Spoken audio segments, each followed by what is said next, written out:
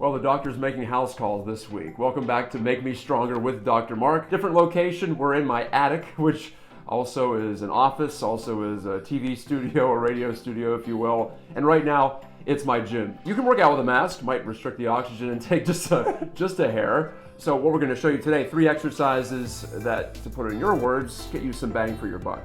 Your limited space, your limited equipment, you can still use, and you can still use effectively. So just trying to get as much energy expenditure or as much muscle usage, or what we consider time under tension, which is a really big concept within the strength and conditioning world. We try to get that going a little bit more here because your resources are limited. But what we're doing is we're at least trying to get some form of muscle work, and that's what's important in this time right now, is making sure we're at least getting exercise and making sure you're just getting moving, just staying active. Here we go, making chicken salad out of chicken stuff, shall we say, on Make Me Stronger. This is the plank to elbows, and as you can see, we're going down into one elbow and then onto the other elbow, then back up into a push-up to make sure that you're not sinking into your shoulders and just letting your chest kind of fall in between your arms. You're kind of pushing away even as you go down into that elbow position and back up into the arm position. And the other portion of the focus too is staying really nicely engaged with the rest of the core so your body's not rotating a ton. So you can see as I'm going up and down, I'm trying to keep my body as straight as possible and make it look like the only movement that's happening is through my arms. Next exercise, I'm showing a progression here. So you can start first with just lying on your back, knees bent, and a chest press. So what I'm focusing on with this is my shoulder blades are squeezed back to the ground, my core is tightened back to the ground, and then the next progression is up into a bridge. So I lifted my hips up, so now my butt's engaged, my core is engaged, and I'm pressing. I'm also using just 1 dumbbell as opposed to 2. It just puts a little different demand on your core. You can do a lot with a little. And what I'll do with this one is the leg that's really engaged is my left one that's down on the ground right now. And that's the one that is going to be squeezing the glute as hard as possible. So the one that's touching the ground, really tight. The one that's up in the air, just keep it firm, holding, core's tight.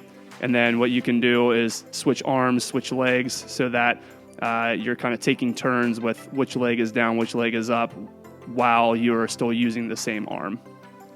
Last exercise, a little jump squat. Matt's holding in the goblet as we talked about in the past, which is hands around the top of the dumbbell, hold nice and firm, keeping the upper back nice and tight, shoulder blades squeezed back so that the weight doesn't carry you down.